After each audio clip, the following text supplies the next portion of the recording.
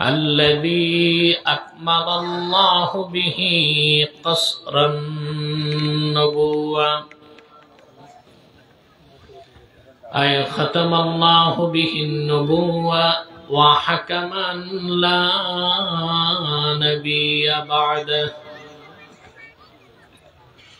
وأعلن في القرآن بالبرهان أن كلامه المجيد والفرقان الحميد أعوذ بالله من الشيطان الرجيم بسم الله الرحمن وإذا تليت عليهم آياته زادتهم إيمانا وعلى ربهم يتوكلون كريم ونحن على ذلك من الشاهدين والشاكرين والحمد لله رب العالمين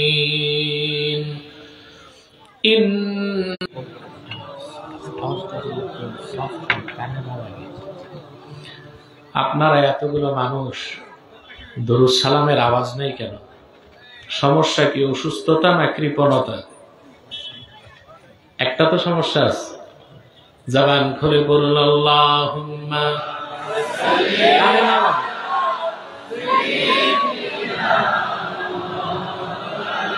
रहा है मेरा जल रहा है सीना ये दवा वही मिलेगी मुझे ले चलो मदीना अल्लाहुम्मा सल्ली अला सय्यिदिना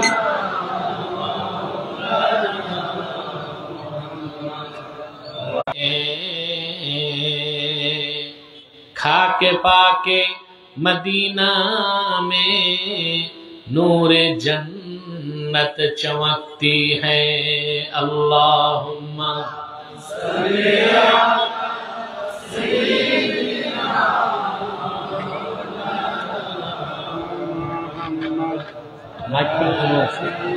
সেটিংটা একটু ভালো করতে হবে, কানে আওয়াজ না লাগে।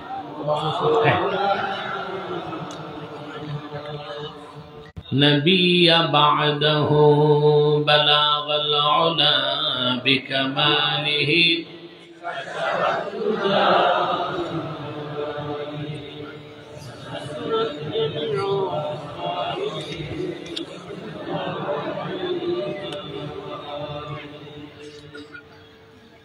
রাহে মদিনা ইসলামিক সোসাইটি জুড়ির যৌথ জুড়ি এবং বিশ্বনাথপুর জামে মসজিদ যৌথ উদ্যোগে আয়োজিত আজকে দুদিন ব্যাপী ১৭তম তাফসীরুল কোরআন মাহফিলের সম্মানিত সভাপতি জনাব হাজী মাসুম রেজা বারাকাল্লাহু ফি উমরিহি হাজারাত উলামায়ে কেরাম তুলাবায়ে এজাম দুপুরবেলা চরম ব্যস্ততার মধ্যে কেউ খেয়ে আর কেউ না খেয়ে আজকের মহতি মাহফিলে যারা উপস্থিত হয়েছেন স্বেচ্ছায় সানন্দে স্বতঃস্ফূর্তভাবে মনের আনন্দে তাদের সকলকে আমার পক্ষ থেকে হৃদয় নিংড়ানো ভালোবাসা শুভেচ্ছা এবং অভিনন্দন জ্ঞাপন করছি। সবটুকুন শুকরিয়া আল্লাহ সুবহানাহু ওয়া তাআলার জন্যে, যিনি আজকের বরকতপূর্ণ মাহফিলে আমাদেরকে আসার ও বসার তৌফিক মেহেরবানি করে ভিক্ষা দান করেছেন। সেজন্য আসুন আমরা সকলে একবার অবনত চিত্তে হৃদয়ের আবেগ অনুভূতি উজাড় করে সমবেত কণ্ঠে বলি আলহামদুলিল্লাহ। অগণিত অসংখ্য দরুদ ও সালাম আল্লাহর সৃষ্টির প্রধান আকর্ষণ বিশ্ব সভার সভাপতি সকল নবী রাসূলগণের মাথার তাজ শামসুল হিদায়াত বদরুদ্দুজা সৈয়দুস সাকালাইন ইমামুল মুরসালিন খাতামুন নবিয়্যিন ওয়াল মুরসালিন, আফতাবে নবুওয়াত, শাহানশাহে রিসালাত, সরকারে দো জাহাঁ, সুলতানুল মদিনা, নবিয়ুল আম্বিয়া, হুজুরে আকরম, নূরে মুজাসসাম, নূরুন আলা নূর, সাইয়্যিদিনা হাবিবিনা শফিঈনা মাওলানা মুহাম্মদ সাল্লাল্লাহু আলাইহি ওয়াসাল্লামের উপর আল্লাহ তাবারাকা ওয়া তাআলা যাকে আজ থেকে প্রায় ১৫০০ বছর আগে প্রেরণ করেছেন সর্বশ্রেষ্ঠ ও সর্বশেষ নবী ও রাসূল হিসেবে, যার পরে আজ পর্যন্ত পৃথিবীতে অবশ্যই কোন প্রকার নবী কিংবা রাসূল অবশ্যই আসে নাই, অবশ্যই এখনো নাই, অবশ্যই কিয়ামত পর্যন্ত আসবে না। সম্মানিত সুধী, আপনারা গতকাল ওয়াজ শুনেছেন, ঠিক না? বলেন আলহামদুলিল্লাহ। আবার আজকে শুনতেছেন, আলহামদুলিল্লাহ। এখানে মূলত এসেছেন আপনারা আধ্যাত্মিক খোরাক নিতে, ঠিক না ভাই? গেজায়ে রূহ, গেজায়ে খাদ্য কিন্তু দুই প্রকার। মাইকি ইকো হবে না, রিভাবও দরকার নাই, সাউন্ডটা আরেকটু সফট করতে হবে, প্রয়োজনে কমাই দিতে হবে, কানে না লাগে। খাদ্য কয় প্রকার? মাতো না ভাই। একটা হচ্ছে গিযাউন তাকুমু বিহিল আবদান, এক প্রকার খাদ্য যা খেলে স্বাস্থ্য ঠিক থাকে। আরেক প্রকার হচ্ছে গিযাউন তাকুমু বিহিল আরওয়াহ, আরেক প্রকার খাদ্য যা খেলে রুহটা শক্তিশালী হয়। কয় প্রকার? আল্লাহ রাব্বুল আলামিন মানুষের দেহটা তৈরি করেছেন মাটির সারনির্যাস থেকে, সেজন্য দেহের সমস্ত খাদ্য আসে মাটি থেকে। চাল, ডাল, গম, আটা, শাকসবজি, ফল ফলাদি সব আসে মাটি থেকে। কিন্তু মানুষের রুহটা এসেছে আসমান থেকে, রুহের খোরাকটাও এসেছে আসমান থেকেই। সুবহানাল্লাহ। রুহটা এসেছে, খোরাকটাও। আপনাদের কি সোসাইটি 2 দিনের জন্য গেজায়ে রূহ, রুহের খোরাক অন্বেষণ করার সুযোগ দিছে? এদিকে জুরিবাসী খুশি, এই যে মাহফিলে আসছেন বসছেন, আল্লাহর মেহেরবানি ছাড়া এটা সম্ভব হতো? এটাও কি খুশি? মাতো বেজার শুধু শয়তান, শয়তানও বেজার, তার চেলা চামুন্ডারও বেজার। এখন তো শয়তানের চেলাদের সংখ্যা কমছে, কিছুটা কমছে না?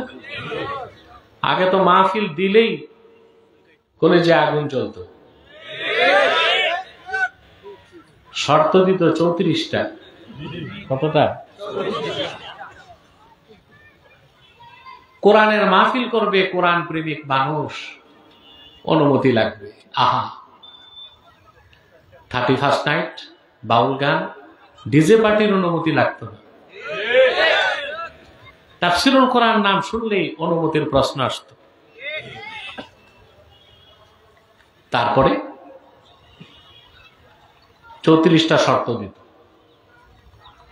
শর্ত কেন দিত? যেন বিরক্ত হয়ে মানুষ কোরআনের মাহফিল করা ছেড়ে দেয়। কিন্তু ওরা জানতো না যে দেশের মানুষ আল্লাহর কোরআনের জন্য বুকের রক্ত দিতে জানে, হাজার বাধা দিয়া তাদেরকে কোরআনের মাহফিল থেকে সরানো যাবে না। এটা কিসের মাইক চলে? আরেকটা অ্যানাউন্স না তো, এই লোকটার কি মাথায় কি গোবর নাকি? এটা কি অ্যানাউন্সের টাইম?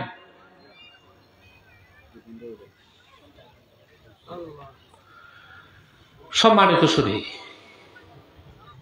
তাহলে আসলেই আল্লাহর কোরআনের বিরুদ্ধে যে গোষ্ঠী বা দল অবস্থান নেয়, তাদের অস্তিত্ব আল্লাহ মাটিতে মিশায় দেন। রাসূল করিম সাল্লাল্লাহু আলাইহি ওয়াসাল্লামের হাদিস, তিরমিজির হাদিসকে আল্লাহ মাটির সাথে বিলীন করে দিবেন। দেন নাই? কথা বলেন। পরাজিত শক্তি থেকে বিজয়ী শক্তিকে শিক্ষা নিতে হবে। বাংলাদেশ এটা ইসলামের ঘাঁটি। ঠিকটা ঠিক মতো বলতে মোনাজাত নাই, ওইটা না আখিরি মোনাজাত, ওটা তো হবে কিয়ামতের আগে। এটা হলো বিদায়ী মোনাজাত। আমরা বিদায়ী মোনাজাত করে গুনাহ মাফ করে বাড়ি যাবো তো ইনশাআল্লাহ। শয়তান আমাদের অস্ত্র দিতে পারবে? আমরা নেক নিয়ত করে নিব। আমরা নিয়ত করছি কিছুক্ষণ পরে আজকের মোনাজাত করে গুনাহ মাফ করে নিষ্পাপ বেহেশতি আল্লাহওয়ালা হয়ে বাড়ি যেতে চাই। কারা কারা হাত তুলে আল্লাহ তাআলাকে দেখা।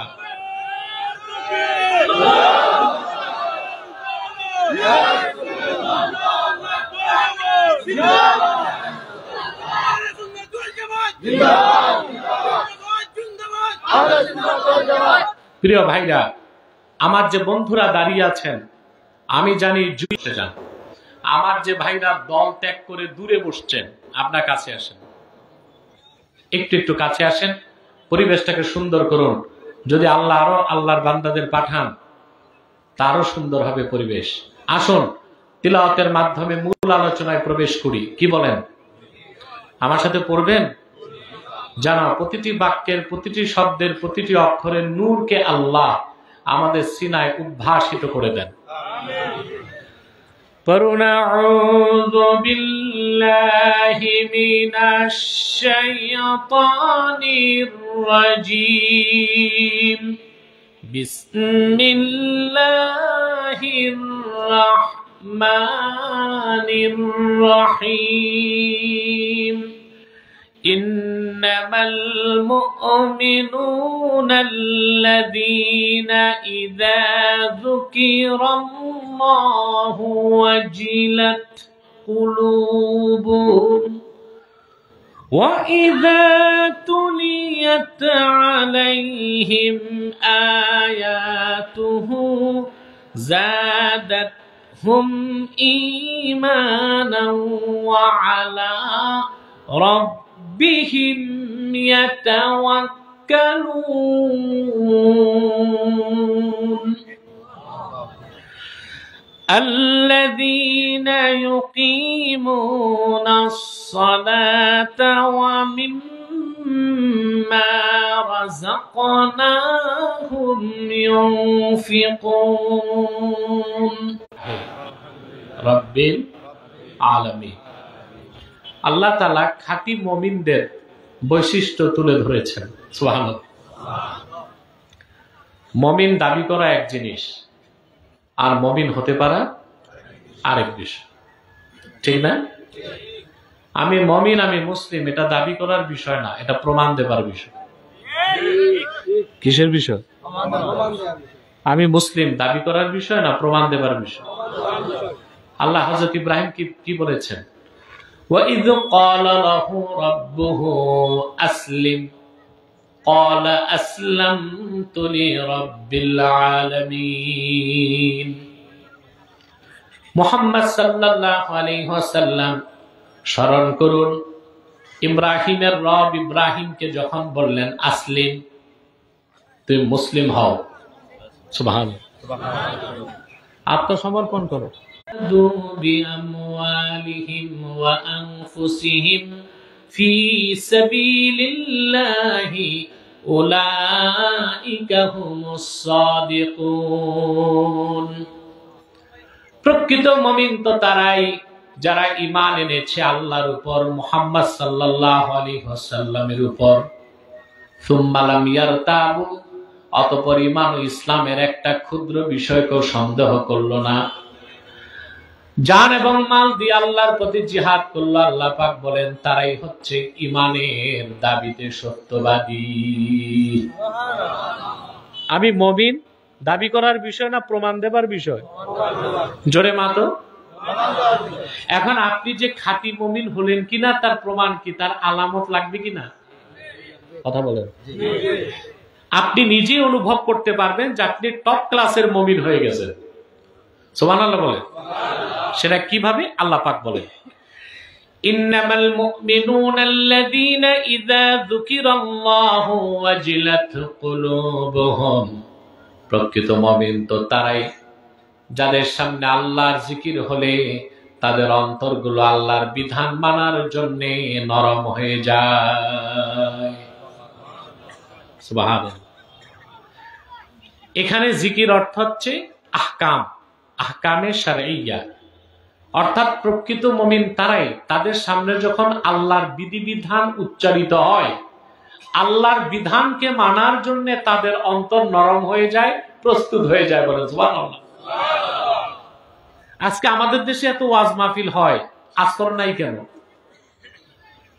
কথা বলেন। আরব বিশ্বকে বাদ দিলে পৃথিবীর কোথাও তো এত মাহফিল হয় না, বাংলাদেশে যত মাহফিল হয়। বাংলাদেশে যে বিভাগগুলোতে সবচেয়ে বেশি মাহফিল হয় তার একটা সিলেট বিভাগ। সিলেট বিভাগে সবচেয়ে বেশি মাহফিল হয় যেখানে ওটা মৌলভীবাজার। কথা বলে। এত মাহফিলের পর ঘরে ঘরে নামাজের সংখ্যা বেড়ে গেছে। এখনো তো সকালে মসজিদে এক কাতার মুসল্লি হয় না। কথা বলে। জুমার দিন মসজিদ বারান্দা সব ভরপুর, জুমার দিন আসরের সময় এক কাতার। তো জুমা পড়তে কারা আসছে? সব ঘর জামাই ছিল? কথা বলেন না, এলাকার লোকই ছিল। তো লোকগুলো আসরে কই? পরের দিন ফজরে দেখা যায় 3 জন, ইমাম, মুয়াজ্জিন আর খাদেম। বেচারা ইমামের চাকরি যাওয়ার ভয় না থাকলে ও মনে আসতো না। কেন? এত ওয়াজ নসিহতের পরে নামাজের সংখ্যা আনুপাতিক হারে তো বাড়তেছে না। তার কারণ হচ্ছে আমরা বয়ান শুনতেছি কিন্তু হৃদয়ে গ্রহণ। খাঁটি মুমিন সেই আল্লাহর বিধান যার সামনে উচ্চারিত হলে তা মেনে নিতে তার অন্তর বিনয়ে অবনত হয়ে যায়। আপনার বসে যান। এখন এই সূক্ষ্ম বিষয়টা বোঝার জন্য আমাকে একটা তাত্ত্বিক বিশ্লেষণ করতে হয়। অন্তর হচ্ছে মানুষের 4 প্রকার। কয় প্রকার? কোন ধরনের অন্তর ওয়াজ শুনলে গ্রহণ করে আর কোন ধরনের অন্তর ওয়াজ শুনে সারারা গ্রহণ করে না, তা বুঝতে পারলেই ওয়াজ মাহফিল করে সার্থক হবেন। বলবো অন্তর কয় প্রকার? ইমামে আহমদ ইবনে হাম্বল রাহমাতুল্লাহি আলাইহি তার মুসনাদের মধ্যে সহিহ সনদে উল্লেখ করেছেন, মানুষের অন্তর সমূহ হচ্ছে 4 প্রকার। প্রথম প্রকার অন্তরের নাম কলবুন আজরাত, দ্বিতীয় প্রকার হচ্ছে কলবুন মারবুতুম বিল গিলাফ, তৃতীয় প্রকার হচ্ছে কলবুন মানকুস, চতুর্থ প্রকার হচ্ছে কলবুন মুসাফফা। কয় প্রকার? তরিকত তাসাউফ বুঝেন না? কথা বলেন। তরিকত তাসাউফ যারা চর্চা করেন তারা 9 ভাগ করছেন, কিন্তু ওইটার পক্ষে কোনো নস নাই। আমি যেটা বললাম এটার পক্ষে হাদিস আছে। আমরা কোনটা মানবো? হাদিসে যেটা আছে। কয় প্রকার? আমি কিন্তু একটু পরই প্রশ্ন করবো আপনার কোন প্রকার, কারণ আপনি রোগী, নিজে জানেন আপনার রোগ কোনটা। মাতো না? প্রথম হচ্ছে কলবুন আজরাত, পবিত্র পরিচ্ছন্ন নূরে ভরপুর অন্তর। ফাহুয়া কলবুল মুমিন, এটা হচ্ছে মুমিনের অন্তর, পুরাটাই পবিত্র, ইমানের নূরে ভরপুর, যে অন্তর থেকে সূর্যের আলোর মতো নূর বের হইতে থাকে। হলো না? পুরুষের কণ্ঠে সুবহানাল্লাহ। এইরকম কলব আল্লাহ খাঁটি মুমিনকে দেন। ওই কলবের কথা আল্লাহ কোরআনে বলেছেন, ইয়াউমা লা ইয়ানফাউ মালু ওয়ালা বানুন ইল্লা মান আতাল্লাহা বিকলবিন সালিম। কাল কিয়ামতের দিন সহায় সম্পদ, বিত্ত, বৈভব, সন্তান সন্ততি কোনো কাজে আসবে না, বরং যে পবিত্র হৃদয় নিয়ে, সুস্থ হৃদয় নিয়ে আল্লাহর কাছে উপস্থিত হবে তার কোনো চিন্তা থাকবে না। স্টেজে উঠানামাটা বন্ধ করা যায় না একটু? স্টেজ তো বাসে করছে, এটা নড়াচড়া করে, ডিস্টার্ব হবে তো। উঠা নামা একেবারে বন্ধ করে দেন। কথা বুঝতেছেন ভাই? মুমিনের অন্তর হচ্ছে কলবুন সালিম, একদম পবিত্র, বরফের চেয়েও সাদা। আল্লাহ, ওই অন্তর পুরাটাই নূরে ঢাকা। সুবহানাল্লাহ। ওখান থেকে শুধু জ্যোতি বের হয়। দ্বিতীয় প্রকার কলব হচ্ছে কলবুন মারবুতুন বিল গিলাফ ফাহুয়া কলবুল কাফের। কাফেরের অন্তর পুরাটাই অন্ধকার, শিরক আর কুফরে ভরপুর, নিকশ কালো, বাইরে দিয়ে আবার পর্দা লাগানো যেন ইমানের নূর ঢুকতে। নাউজুবিল্লাহ বলবেন না? যেই কলবের কথাটা আল্লাহ তাআলা সূরা বাকারার শুরুতেই বলেছেন। আল্লাহ রাব্বুল আলামিন বলেন, খাতামাল্লাহু আলা কুলুবিহিম ওয়া আলা সামইহিম ওয়া আলা আবসারিহিম গিশাওয়া ওয়া লাহুম আযাবুন আযীম। কাফেরদের অন্তরসমূহ আর তাদের কর্ণসমূহে সিল মেরে দেওয়া হয়েছে, আর তাদের দৃষ্টি সমূহের সামনে টেনে ধরা হয়েছে পর্দা। তাদের জন্য রয়েছে কঠিন শাস্তি। তানভীরুল মিকবাস বিন তাফসীর ইবনে আব্বাস এসেছে, রাসূলুল্লাহ সাল্লাল্লাহু আলাইহি ওয়াসাল্লামের জমানায় মক্কায় আবু জেহেল সহ 25 জন কাফেরের ব্যাপারে এই আয়াত নাজিল হয়েছে খাসভাবে। এই 25 জনের একজনও আর মুসলমান হইতে পারে নাই। বাকি কাফেরদের জন্য হুকুমটা হচ্ছে আম। হুকুম কি? আম। অর্থাৎ যাদের অন্তরে পর্দা দিয়ে আচ্ছন্ন করে দেওয়া হয়েছে, ওই নিকশ কালো অন্ধকার কাফেরের অন্তরে ইমানের নূর কখনো ঢুকবে না। হাজার ওয়াজে তারে ধরবে। কথা বলেন। 3 নাম্বার হচ্ছে কলবুন মানকুস আরাফা সুম্মা নাকাসা, অর্থাৎ মুনাফিকের কলব। মুনাফিক ইসলামকে চিনে কিন্তু গ্রহণ, ভিতরে থাকে কুফরি, বাইরে দেখায় আমি কি মুসলিম, আমি কি মুসলিম। فأما المنافق الكافر الذي أبطن الكفر وأظهر الإسلام, ওই ব্যক্তি হচ্ছে কাফের মুনাফিক যে ভিতরে কুফর রাখে, বাইরে কি দেখায়? ইসলাম দেখায়। কথা বলে না। মুনাফিক আবার 2 প্রকার, কাফের মুনাফিক, ফাসিক মুনাফিক। বাংলাদেশে কাফের মুনাফিক কম, ফাসিক মুনাফিক বেশি।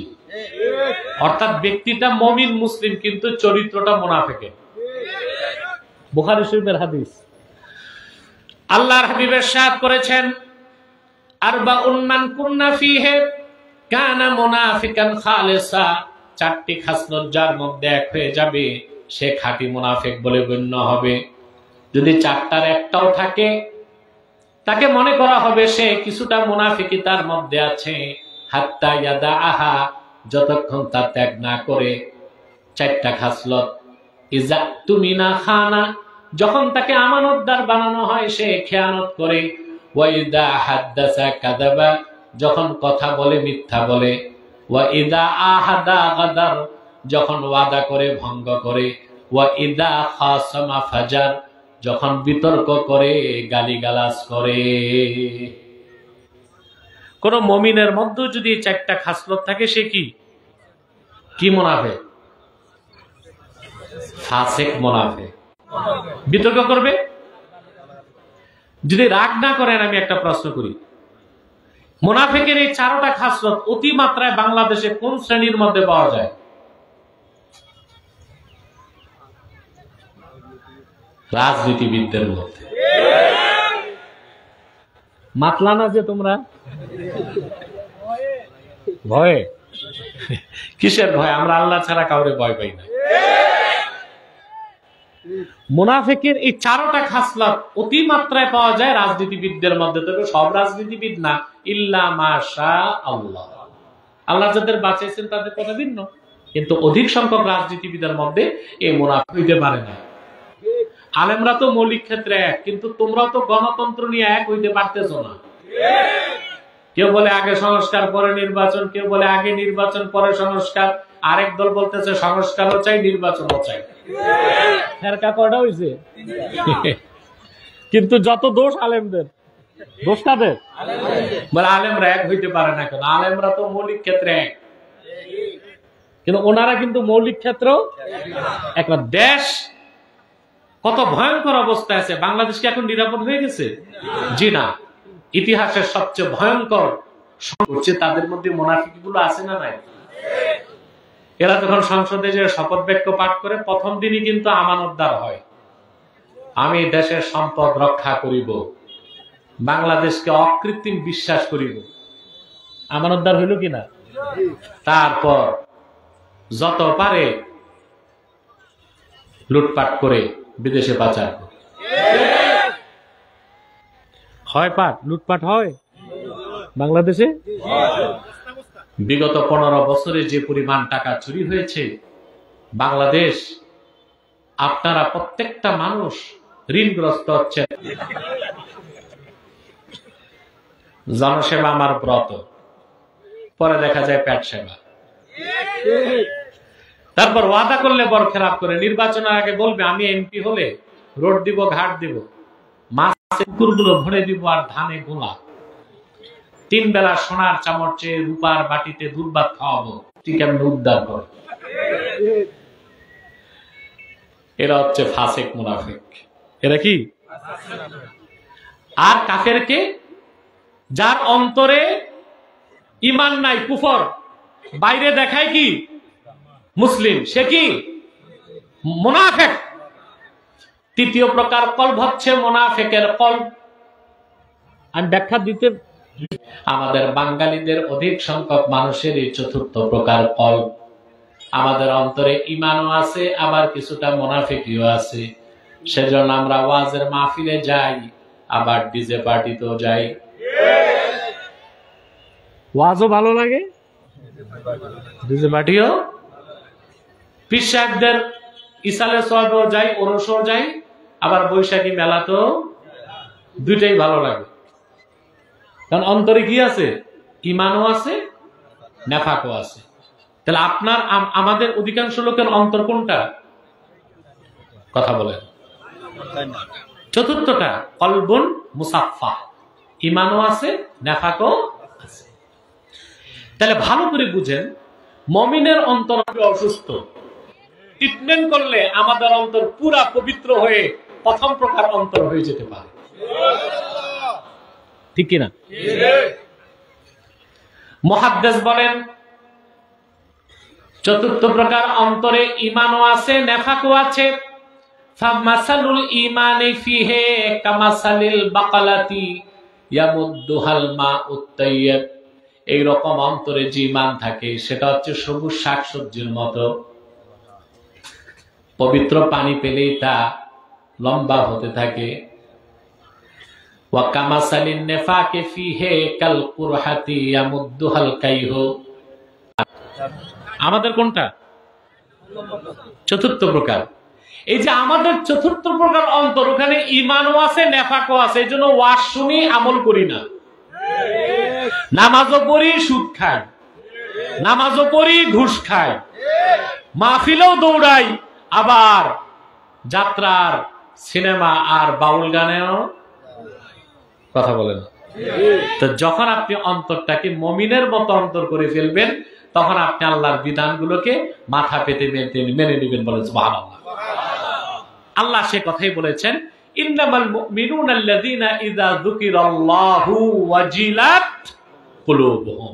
প্রকৃত মুমিন তো তারাই, তাদের সামনে যখন আল্লাহর বিধান উচ্চারিত হয় তাদের অন্তরসমূহ আল্লাহর বিধান। ওষুধ লাগবে না? 5টা ওষুধ। কয়টা? কান খোলেন, আমি বলি। আল্লামা ইব্রাহিম খাওয়াস রাহমাতুল্লাহ বলেন, দাওয়াউল কুলুবে খামসা। অসুস্থ অন্তরকে সুস্থ করার জন্য মাত্র 5টা ঔষধ। তার প্রথম, আর এখন মাদ্রাসায় যাওয়ার সুযোগ। তো যেখানে কোরআন শরীফের ব্যাখ্যা হয়, সঠিক ব্যাখ্যা, ওখানে বসবেন, তাহলে আপনার অন্তরের রোগ চলে যাবে, হৃদয় পবিত্র হতে থাকবে। বলেন সুবহানাল্লাহ। এজন্য ওয়াজ মাহফিল দিলে কেউ হেদায়েত হোক আর না হোক, সবচেয়ে বড় ফায়দা যারা বসে তারা অনিচ্ছায় আল্লাহর কোরআনের উপকার পেতে থাকে। বলেন সুবহানাল্লাহ। তো অসুস্থ হৃদয়কে সুস্থ করা প্রথম ওষুধ কি? আর বিয়ে বাড়িগুলোতে এখন তার দাওয়াত নাই, সব ভাতের হোটেল। 15 বছর আমরা ডিবির হারুনের ভাতের হোটেল দেখছি। এখন দেখি বাংলাদেশের সব বিয়ের বাড়ি এক একটা ভাতের হোটেল। টেবিল বসায় রাখছে, কি থাকে? 4 plate pulao, 8 glass borhani, 3 plate জর্দা। শরীরটা ভালো না আজকে, আর তেমন চলে নেই। হায়রে হারামজাদা, তুই অসুস্থ দেহে এই খাওয়া খাইছো, সুস্থ থাকলো তা আজ তো ড্যাক গিলতা। সাথে বন্ধুত্ব করার ক্ষেত্রে তাহাজ্জুদের কোনো বিকল্প নাই।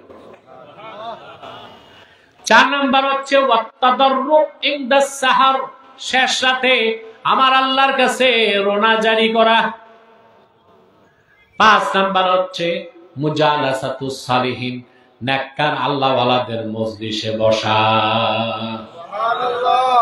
5টা কাজ করবেন, আপনার অন্তর কলবে মুসাফফাহ থেকে ডেভেলপ হয়ে কলবুন আজরাদ হয়ে যাবে, পবিত্র পরিশুদ্ধ সুবহানাল্লাহ হৃদয়।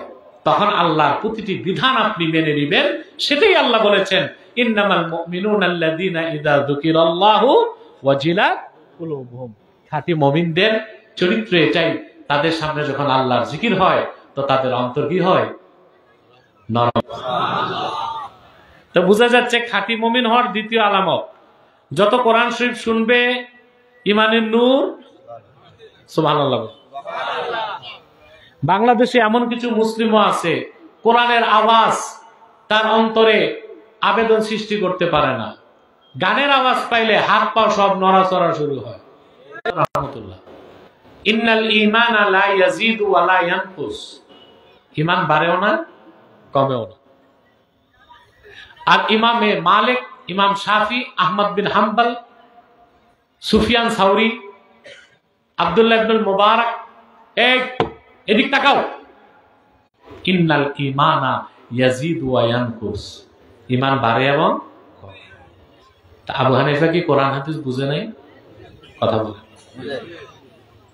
তো বিষয়টা কি? আসলে দুই কথার মধ্যে কোনো দ্বন্দ্ব নাই। ইন্না আসলাল ঈমানে লা ইয়াজিদু ওয়া লা ইয়ানকুস, মূল ঈমান বাড়েও না কমেও না, ওয়ালাকিন্না নূরাল ঈমান ইয়াজিদু বিকমে। সুবহানাল্লাহ বলবেন। সুবহানাল্লাহ। খুব সুন্দর উদাহরণ দিয়েছেন ওলিউল্লাহ মুহাদ্দিস দেহলভী রাহমাতুল্লাহ হুজ্জাতুল্লাহিল বালিগায়।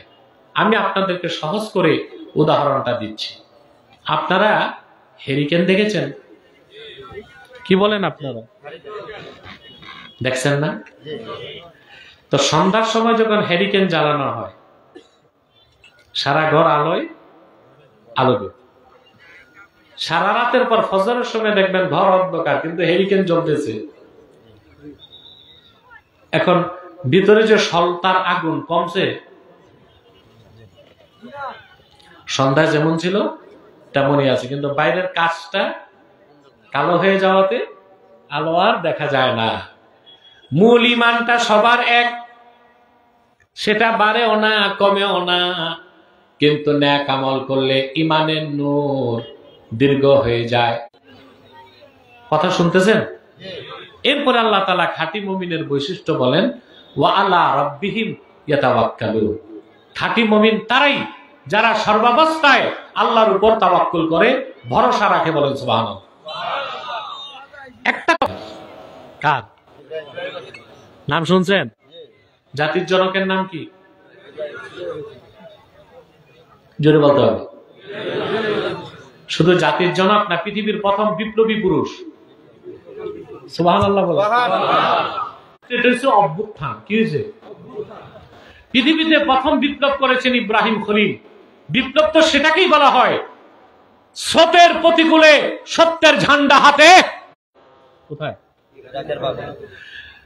বড় হয়ে দেখেন আত্মীয় স্বজন পারলেন না, বললেন আমার কওমের লোকজন নিজেরা নিজ হাতে সব খোদাগুলো বানায় যুক্তি দিছে যে আমাদের কাছে কোনো যুক্তি নাই, আমাদের বাপ দাদা করতো আমরাও করি। নজবিল্লাহ বলেন। হযরত ইব্রাহিম তাদেরকে অনেক যুক্তি দলিল দিলেন, কিছুই মানে না। তখন হযরত ইব্রাহিম বিপ্লবের ঘোষণা দিলেন। সুবহানাল্লাহ বলবেন। আল্লাহ পাক বলেন, তিনি বললেন, ওয়া তাল্লাহি লা আকিদান্না আসনামাকুম বাদা আন তুওয়াল। পন্থা গ্রহণ করছেন কিনা বলেন? কথা বলেন। কি করছেন? আল্লাহ সূরা আম্বিয়াতে বলেন, কুঠার একটা নিয়া, কুঠার বুঝেন? ফাজআলাহুম জুযাযান ইল্লা কাবীরাল লাহুম লাআল্লাহুম ইলাইহি ইয়ারজিউন। কুঠার একটা নিয়া সবগুলো মূর্তির নাক নকশা ভাঙ্গা মানচিত্র বদলায় দিছে। এর নাম বিপ্লব। তিনি ছিলেন একা। খবর চলে গেছে নমরুদের কাছে। তখন একটা কথা মনে রাখবেন, বিপ্লবীকে কখনো গোপন রাখা যায় না। দিনের খেদমত এক একজন এক এক ভাবে করে, কিন্তু যে বিপ্লবী সে গোপন থাকতে পারে না। যেমন সুফি দরবেশ, তারা কাফেরকে কাফের জানে কিন্তু বলে না। মুফতি কাফেরকে কাফের ঘোষণা করে, বক্তা কে কাফের এটা প্রচার করে। কাজের ধরন কি? কথা বলে না। নীতিতে সবাই কথা বলে, নীতিতে সবাই। যেমন সুফি কাফেরকে কাফের জানে বলে, তার কাজ হচ্ছে নীরবে। মুফতির কাজ হচ্ছে ঘোষণা দেওয়া, সে কুফর করছে, সে কাফের। বক্তার কাজ হচ্ছে ফতুয়াকে প্রচার করা। বক্তা ফতুয়া দিবে না, ফতুয়া দিবে কে? মুফতি। এগুলো বুঝেন আপনারা? এগুলো নিয়ম ঠিক না রাখার কারণেই তো বাংলাদেশে এত অরাজকতা। নমরুদ তার মন্ত্রী পরিষদ নিয়ে বসলো, হযরত ইব্রাহিমকে কি শাস্তি দেওয়া যায়। সবাই সিদ্ধান্ত নিল, হাররিকুহু ওয়ানসুরু আলিহাতাকুম ইন কুনতুম ফাইলিন। ইব্রাহিমকে আগুনে জ্বালাও। নাউজুবিল্লাহ বলবেন না? বিশাল হবে। কাঠের কামান প্রস্তুত, হাতলের মধ্যে হযরত ইব্রাহিমের হাত পা বেঁধে বসায় দেওয়া হয়েছে। কাঠের কামান ঘুরছে, রশি কাটলেই হযরত ইব্রাহিম যাবেন আগুনে। আল্লাহ রাব্বুল আলামিন ইব্রাহিমের তাওয়াক্কুলের পরীক্ষা করতে চাইলেন। জিবরিল চলে আসলো, এসে বলল, রে ইব্রাহিম, আমি আল্লাহর সবচেয়ে শক্তিশালী ফেরেশতা। রশি কেটে দেওয়া হলো, হযরত ইব্রাহিম চলে গেলেন আগুনে।